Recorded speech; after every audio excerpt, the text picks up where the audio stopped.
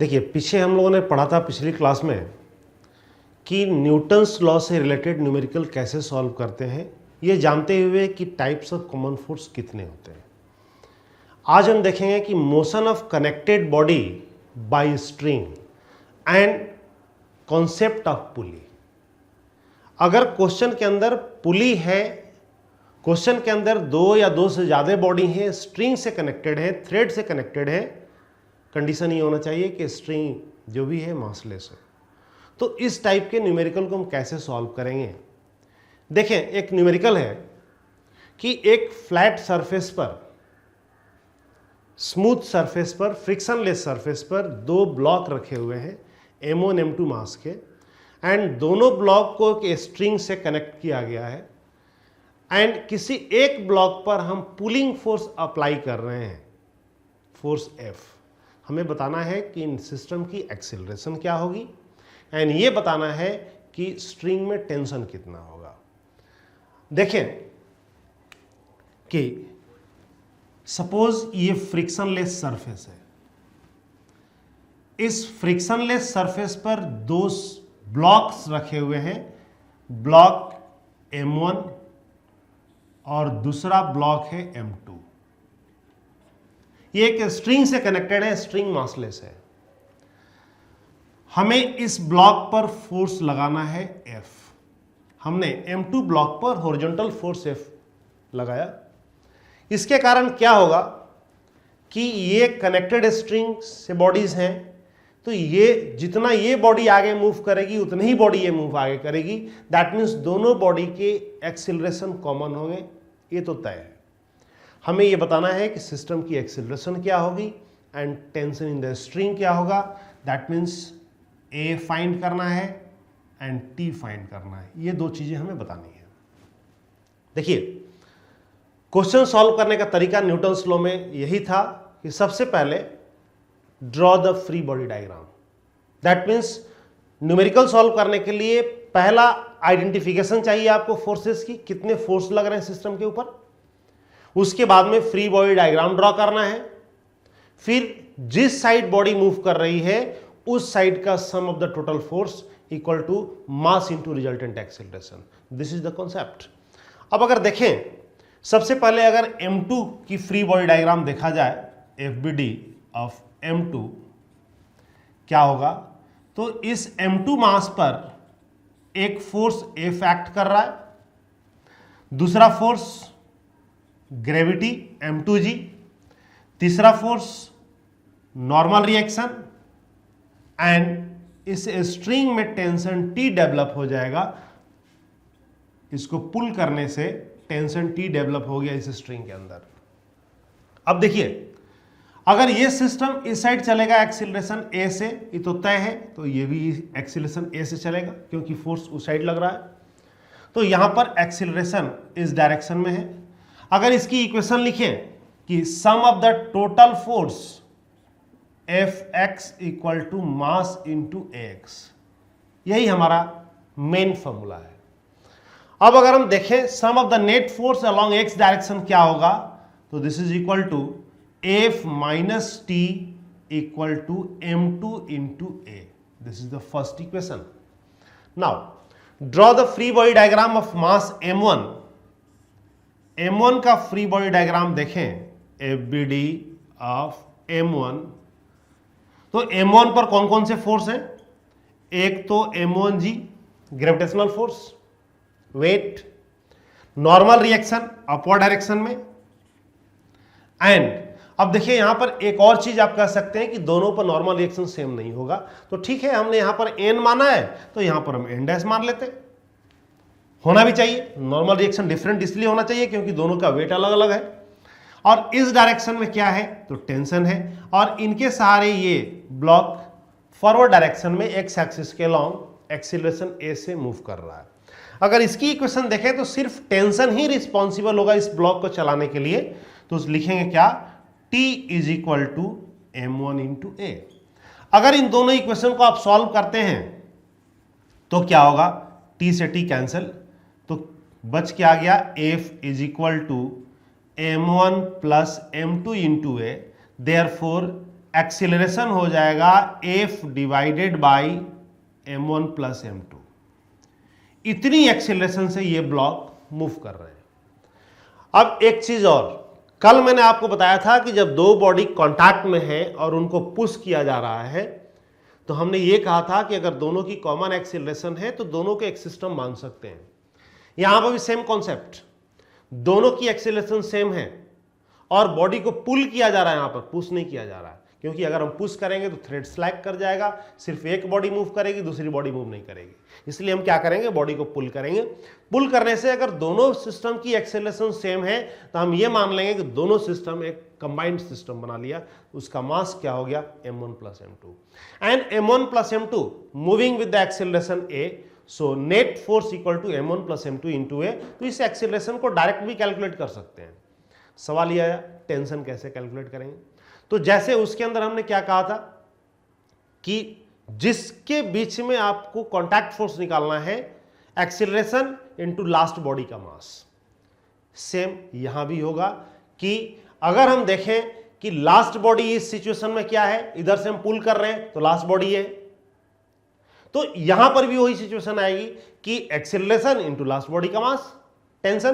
तो इस जगह पर टेंशन हम या तो वैसे कैलकुलेट करेंगे या इस एक्सीलरेशन की वैल्यू इक्वेशन 2 में पुट कर दें तो टेंशन कितना हो जाएगा, from equation 2 T is equal to m1 into a, that is m1f divided by m1 plus m2। तो इस तरीके से हम कनेक्टेड बॉडी की मोशन के प्रॉब्लम को सॉल्व करते हैं। अब देखिए, अगर यहीं पर सिचुएशन कुछ डिफरेंट होता, क्योंकि इसमें 3 सिचुएशन आती हैं। सिचुएशन ये है कि पहले हम फोर्स हॉरिजॉन्टल अप्लाई कर दिए। सिचुएशन दूसरा ये हो सकता है कि फोर्स को हम किसी एंगल पर इंक्लाइन एक्ट करा दें।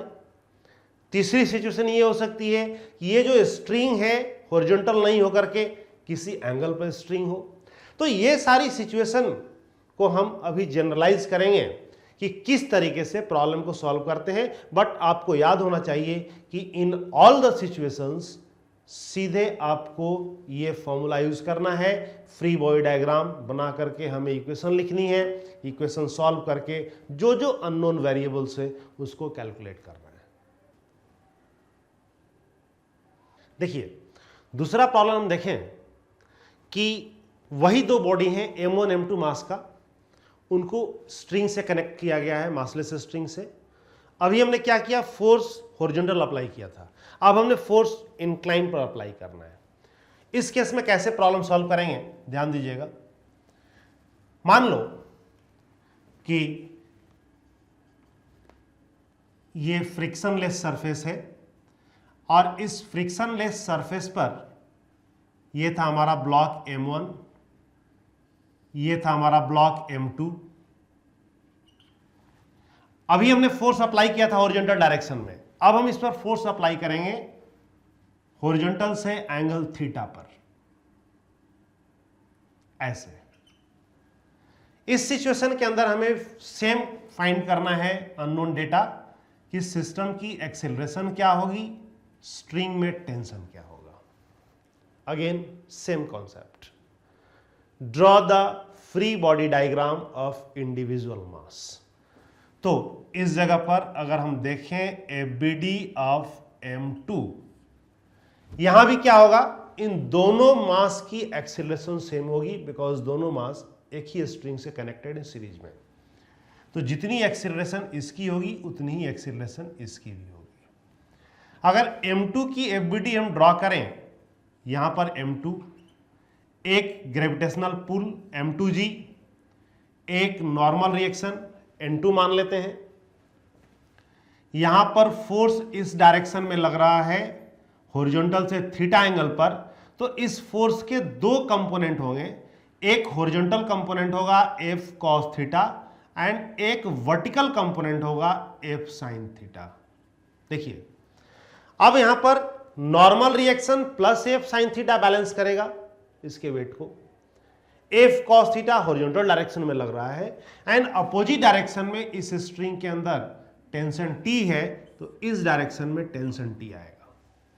इसके बावजूद बॉडी इस डायरेक्शन में जा रही है। Again apply the same concept, sum of the all the forces in x direction equal to mass into acceleration. अगर इस जगह पर लिखें इक्वेशन इसकी, तो ये हो जाएगा F cos theta minus T equal to m2a, first equation. Now draw the FBD of m1। अगर m1 की एबीडी आप ड्रॉ करना चाह रहे हैं तो m1 पर जितने फोर्स लग रहे हैं उसको ड्रॉ करें, दैट इज m1। यहां पर वेट लग गया आपका m1g, इस डायरेक्शन में नॉर्मल रिएक्शन हो गया n1, और इस डायरेक्शन में टेंशन, एंड बॉडी इस डायरेक्शन में एक्सेलरेट कर रही है। तो इस जगह जो इक्वेशन लिखेंगे, only t is equal to m1 into a। Solve both the equation, cancel out, this is f cos theta is equal to m1 plus m2 into a। So a is equal to f cos theta divided by m1 plus m2। अब एक चीज ध्यान दो, acceleration is equal to delivering force upon total mass. हमें system ये देखना है कि कौन सा फोर्स इसको चलाने के लिए रिस्पॉन्सिबल है। वर्टिकल डायरेक्शन का फोर्स इसको चलाने के लिए रिस्पॉन्सिबल नहीं है। वो क्या करेगा, नॉर्मल रिएक्शन को सपोर्ट करेगा, और उस केस में नॉर्मल रिएक्शन कम हो जाएगा। लेकिन हॉरिजॉन्टल डायरेक्शन का फोर्स क्या होगा, इस सिस्टम को चलाने के लिए रिस्पॉन्सिबल है। इसीलिए हम लिखते हैं डिलीवरिंग फोर्स का magnitude upon total mass, this is acceleration.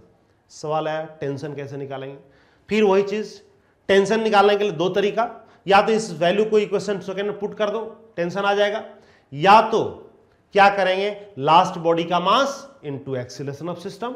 So tension in the string कितना हो जाएगा, फ्रॉम इक्वेशन सेकेंड, तो कितना लिखेंगे, m1 into a, that is f m1 cos theta divided by m1 plus m2। This is the equation जिससे हमें tension मिल गया। तो इस तरीके से न्यूमेरिकल्स को आपको पता चल गया होगा। एक हमने न्यूमेरिकल पहले किया था, अभी ये किया। एक न्यूमेरिकल और देखते हैं कि किस तरीके से अगर स्ट्रिंग की अरेंजमेंट हम थोड़ी अलाइनमेंट चेंज कर दें तब क्या होगा। तो देखिए नेक्स्ट जो न्यूमेरिकल है वो ये है कि अगर इस फ्रिक्शनलेस सरफेस पर, this is frictionless surface, and इस फ्रिक्शनलेस सरफेस पर ये मास m1 है एंड ये मास m2 है, राइट। यहां पर हमने क्या किया कि यहां से स्ट्रिंग कनेक्ट कर दिया, ऐसे ऐसे हमने स्ट्रिंग कनेक्ट किया, और ये स्ट्रिंग हॉरिजॉन्टल से थीटा एंगल पर है। तो यहां भी एंगल क्या हो जाएगा, ये थीटा। एंड इस पर हमने जो फोर्स अप्लाई किया इस डायरेक्शन में हॉरिजॉन्टल से अल्फा एंगल पर। अब यहां भी सेम कंडीशन वही है, आपको बताना है सिस्टम की एक्सीलरेशन क्या होगी एंड स्ट्रिंग के अंदर टेंशन कितना होगा। यहां भी सिंगल स्ट्रिंग है, इसलिए स्ट्रिंग के अंदर टेंशन सेम होगा, टी एंड टी। फोर्स के दो कंपोनेंट यहां पर रिजॉल्व कर लो आप, F cos alpha and vertical F sine alpha. हम फ्री बॉडी डायग्राम अलग नहीं बना रहे हैं, फ्री बॉडी डायग्राम इसी में दिखाना चाह रहे हैं। आप अलग बना सकते हैं, इसी में दिखा सकते हैं। अब देखिए यहां पर अगर m2 पर देखें तो gravitational force that is weight m2g नीचे लग गया, नॉर्मल रिएक्शन इस बॉडी पर अपवर्ड डायरेक्शन में लग गया, दिस इज n2। इस बॉडी पर एक और फोर्स आएगा, इस t के दो कंपोनेंट आएंगे। अगर इधर हम लिखें t cos थीटा, तो इधर लिखना पड़ेगा आपको t sin थीटा। क्लियर, क्योंकि हमने जिस तरीके से इसके दो कंपोनेंट स्प्लिट किए थे उस तरीके से इसके दो कंपोनेंट हमने स्प्लिट कर लिया। सिमिलरली अगर इस ब्लॉक पर देखें, m1 ब्लॉक पर देखें, तो t के एक कंपोनेंट हो गया t cos थीटा एंड एक कंपोनेंट हो गया वर्टिकल डायरेक्शन में t sin थीटा। दूसरा वेट इसका हो गया m1g एंड नॉर्मल रिएक्शन हो गया यहां पर n1। अब अगर यहां देखें तो डिलीवरिंग फोर्स हॉरिजॉन्टल डायरेक्शन में है, क्योंकि वर्टिकल डायरेक्शन के फोर्स वेट को काउंटर बैलेंस कर रहा है। यहां पर T sine theta plus m2g equal to n2 plus f sine theta होगा, यानी वर्टिकल डायरेक्शन में कोई मोशन नहीं हो रहा है, तो वर्टिकल डायरेक्शन के फोर्स काउंटर बैलेंस कर गए। यहां पर n1 plus T sine theta m1g को बैलेंस कर रहा है। यहां पर वर्टिकल कंपोनेंट का यूज तब होता जब सरफेस रफ होता। अभी सरफेस फ्रिक्शनलेस है, सरफेस स्मूथ है, इसलिए हमारा वर्टिकल कंपोनेंट फोर्स का कोई यूज नहीं है, क्योंकि बॉडी हॉरिजॉन्टल डायरेक्शन में चल रही है। एंड हॉरिजॉन्टल डायरेक्शन में जो डिलीवरिंग फोर्स है वो F cos alpha delivering force है, जबकि नेट फोर्स कितना होगा, F cos alpha minus T cos theta. अब अगर m2 मास की इक्वेशन लिखी जाए तो क्या लिख सकते हैं? हॉरिजॉन्टल डायरेक्शन में m2 मास पर फोर्स लग रहा है F cos alpha, backward direction में फोर्स लग रहा है T cos थीटा, तो इक्वेशन क्या हो जाएगा, F cos alpha minus T cos theta is equal to m2 into a. This is first equation. Now अगर m1 मास का इक्वेशन लिखें तो only T cos theta force is responsible for acceleration of mass m1। That means T cos theta is equal to m1 into a। और तब अगर हम इन दोनों equation को सॉल्व कर दें तो ये और ये कैंसिल हो गया, बचा क्या, तो F cos alpha equal to m1 plus m2 into a। That means acceleration कितना हो गया, तो F cos alpha divided by m1 plus m2। अभी मैंने आपको कहा, सिचुएशन के पहले ही बताया कि आपको यह सोचना है डिलीवरिंग फोर्स कौन है। Delivering force upon total mass आप कर देंगे तो सिस्टम की एक्सीलरेशन आ जाएगी। यहां देखिए, इस पूरे सिस्टम को चलाने के लिए delivering force F cos alpha है जो इस सिस्टम को चलाने के लिए रिस्पॉन्सिबल है। तो हम क्या लिखेंगे, F cos alpha divided by m1 plus m2। Now अब इस वैल्यू को यहां पुट कर दें तो टेंशन आ जाएगा। So tension in the string कितना होगा, T is equal to m1 into a हो गया F cos alpha divided by m1 plus m2 in divided by क्या हो जाएगा, cos थीटा, क्योंकि T cos theta equal to m1a है, तो T हो जाएगा m1a बाई cos थीटा, तो यहां पर divided by cos theta. This is the tension in the string and this is the acceleration of the system. तो अभी तक हमने देखा कि कनेक्टेड बॉडी का प्रॉब्लम सॉल्व करने के लिए हमें क्या चाहिए, दो चीजें। एक तो डिलीवरिंग फोर्स चाहिए, दूसरी चीज ये देखना है कि बॉडी सीरीज में होनी चाहिए, चाहे एक स्ट्रिंग हो या दो स्ट्रिंग हो या दो से ज्यादा स्ट्रिंग हो। यहां पर तो हमने दो ही मास देखा। इट मे बी पॉसिबल कि यहां एक और मास होता और एक स्ट्रिंग और लगा दी जाती। इट मे बी पॉसिबल कि एक और मास पीछे होता। तो उस तरीके से हम क्या करेंगे, हर सेक्शन में टेंशन अलग अलग करेंगे। सपोज इस सेक्शन में अगर टेंशन आपने टी लिया है और इसके पीछे एक और मास होता तो उस सेक्शन में हम टेंशन क्या लेते, टी डैश ले लेते। फिर सब की इक्वेशन लिखते, सब की इक्वेशन लिख के हम उसको सॉल्व करते and you get the unknown variable that is acceleration as well as tension.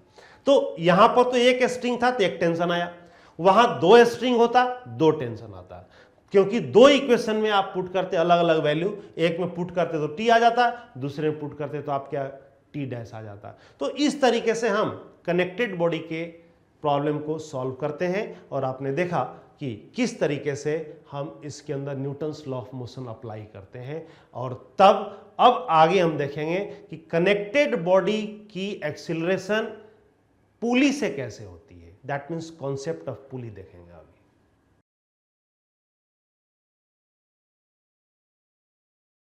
देखिए, अभी तक हमने देखा कि कनेक्टेड बॉडी की मोशन किस तरह से डिटरमाइन करते हैं with help of Newton's law and body connected with the massless string.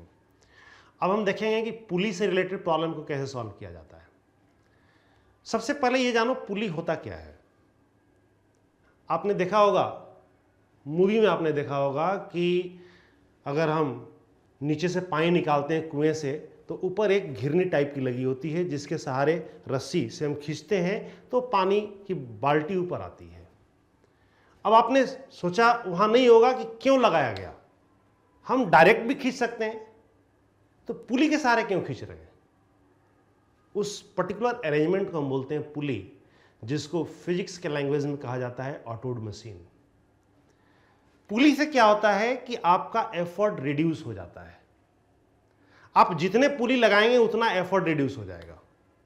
आप कभी देखना क्रेन में जो हेवी लोड को लिफ्ट करता है उसके अंदर बहुत सारे पुली होती हैं और सारी पुली से थ्रेड पास करती हुई लास्ट में मशीन के मोटर पर जाती हैं। मोटर उसको वाइंड अप करता है तो हेवी वेट ऊपर आ जाता है।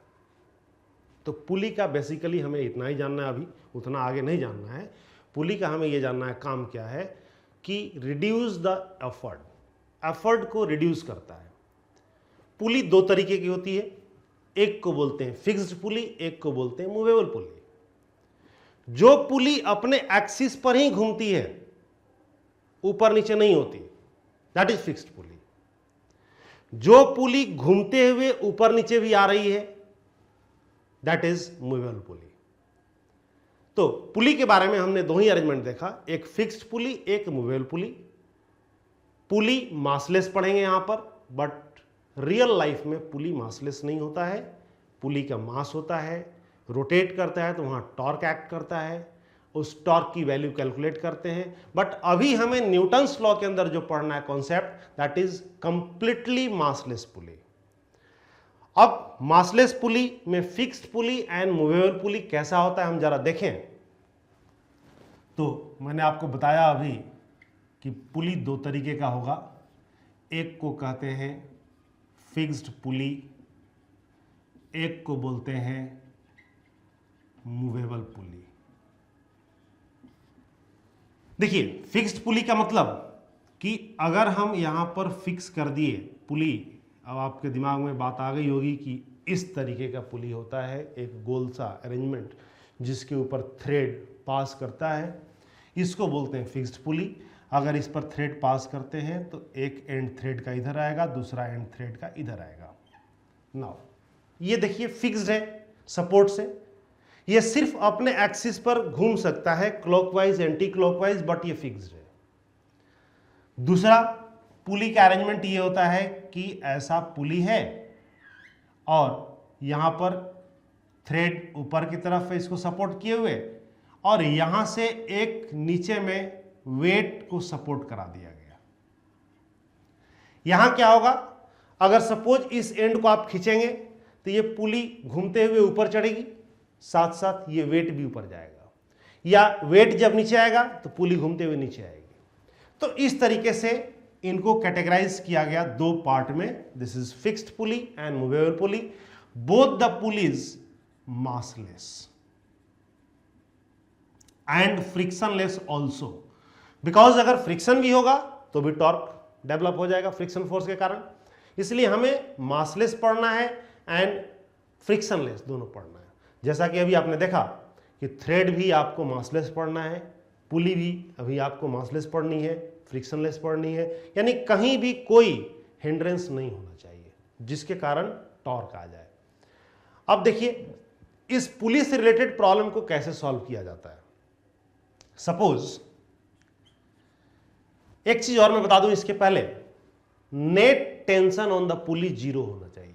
यह भी एक पॉइंट में आप नोट कर लें कहीं पर कि नेट टेंशन ऑन पुली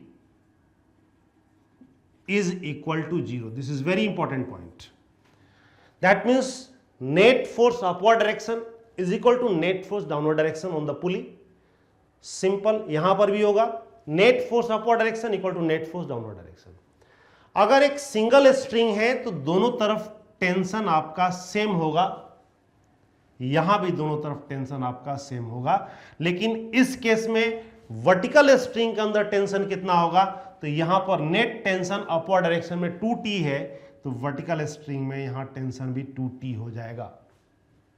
यहां पर भी सेम, इस स्ट्रिंग में टेंशन कितना हो जाएगा 2t। अब देखिए यहां पर हमने इसलिए टेंशन इक्वल किया क्योंकि मासलेस पुली है। अगर पुली की इनर्शिया होती, पुली का मास होता, तो इस जगह पर टेंशन अलग अलग होता, T1 एंड T2। बट हमें अभी यहां पर मासलेस पुली ही पढ़ना है।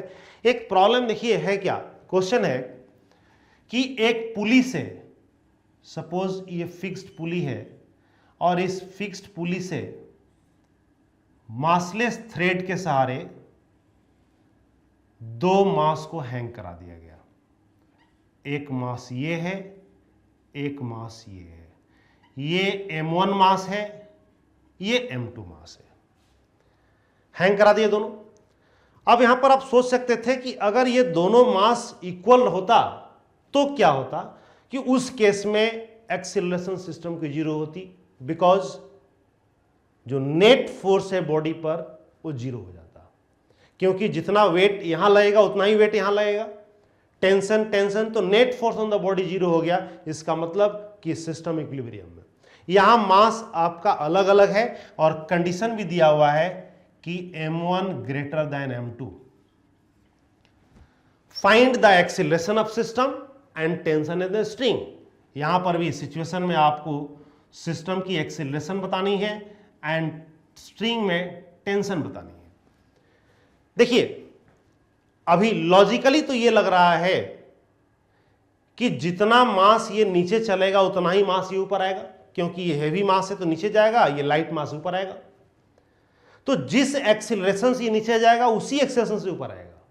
This is logical treatment, because अभी हमने देखा था हॉरिजॉन्टल सरफेस पर दो मास अगर एक स्ट्रिंग से कनेक्टेड था तो हमने फोर्स लगाया, जितना ये मूव किया उतना ही ये मूव किया था। दैट मीन्स दोनों की एक्सीलरेशन सेम थी। वही सिचुएशन तो है, बस हमने क्या किया, बीच में एक पुली लगा दिया, तो जितना ये मूव करेगा उतना ये मूव करेगा। लेकिन मैथमेटिकली इसको कैसे प्रूफ किया जाए, सवाल ये है। तो इसके लिए एक जो कॉन्सेप्ट यूज हुआ, that is length constraint concept. Concept of length constraint, जिस मेथड से हम इनकी एक्सीलरेशन की रिलेशन डिटरमाइन कर सकते हैं। अभी आप मान लीजिए कि इसकी एक्सीलरेशन डाउनवर्ड डायरेक्शन में A1 है एंड इसकी एक्सीलरेशन अपवर्ड डायरेक्शन में A2 है। हमने नहीं माना कि दोनों की एक्सीलरेशन सेम है, लॉजिक को हमने माना ही नहीं। अब हम क्या करेंगे, अगर हमारा मैथमेटिकल सपोर्ट करेगा कि A1 A2 के इक्वल है, तब हम कह लेंगे हाँ जी ठीक है, प्रूफ हो गया। तो हमें लॉजिक को प्रूफ करना है मैथमेटिक्स से।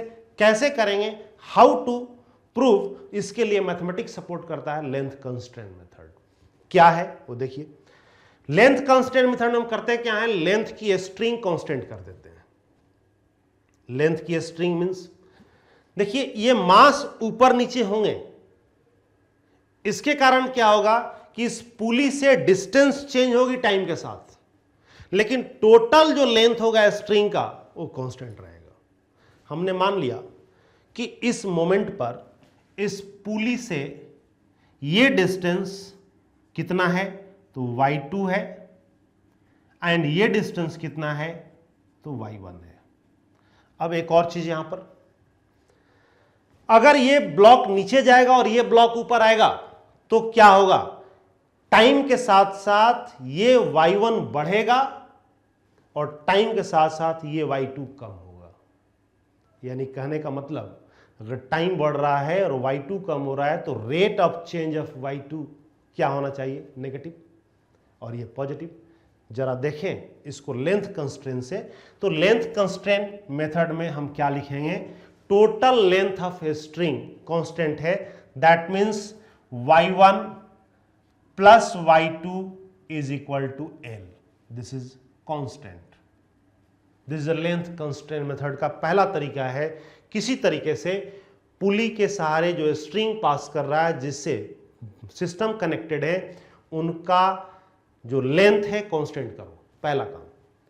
अब इसको क्या करें, differentiating both side, differentiating both side with respect to time. Time के रेस्पेक्ट में डिफरेंशिएट कर दो, क्योंकि टाइम के रेस्पेक्ट में लेंथ चेंज हो रही है पुली के सहारे ब्लॉक्स की, नॉट टोटल लेंथ नहीं चेंज हो रही है, ध्यान होना चाहिए। ब्लॉक्स की जो पोजीशन है वो चेंज हो रही है। तो यहां पर लिखेंगे this implies dy1 by dt plus dy2 by d t is equal to dl by d t, and dl by d t zero हो जाएगा क्योंकि लेंथ कांस्टेंट है। और आपने देखा है एप्लीकेशन ऑफ डिफरेंशिएशन में मैंने पढ़ाया था कि अगर कोई कांस्टेंट टर्म है तो उसका डेरिवेटिव जीरो हो जाता है। अब इस तरीके से अगर हम देखें तो rate of change in position of mass m2 and rate of change in position of mass m1 यहां पर मिल गया हमें। That is rate of change in position को हम क्या कहते हैं? Velocity. This is your y1 dot plus this is your y2 dot equal to zero. किसी भी वेरिएबल का सिंगल डॉट का मतलब एक differentiation and that indicates velocity only. तो यहां पर हम लिखेंगे this implies v1 plus v2 equal to zero, इसका मतलब v1 equal to minus v2। यहां से हमें एक चीज पता चल गया कि दोनों की वेलोसिटी इक्वल होगी इंस्टेंटेनियस, और लेकिन डायरेक्शन क्या होगा? अपोजिट होगा। Now again differentiating this equation, क्या मिल जाएगा आपको?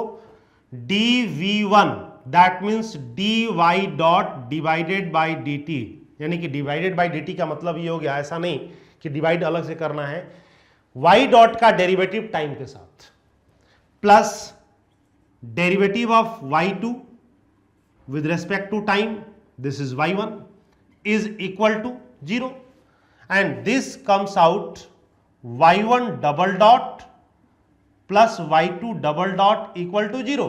Double dot means double differentiation, और पोजीशन को डबल डिफरेंशिएट करते हैं that gives acceleration.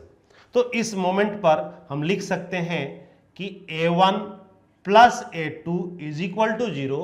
This implies a1 equal to minus a2। देखिए अब आ गया, दोनों की एक्सीलरेशन मैग्नीट्यूड वाइज सेम है। नेगेटिव साइन ये बता रहा है कि दोनों की एक्सीलरेशन एक दूसरे के अपोजिट है, यानी जो हमने लॉजिक लगाया था स्टार्टिंग में कि दोनों की एक्सीलरेशन सेम है, अब यहां पर क्या हो गया? प्रूव हो गया।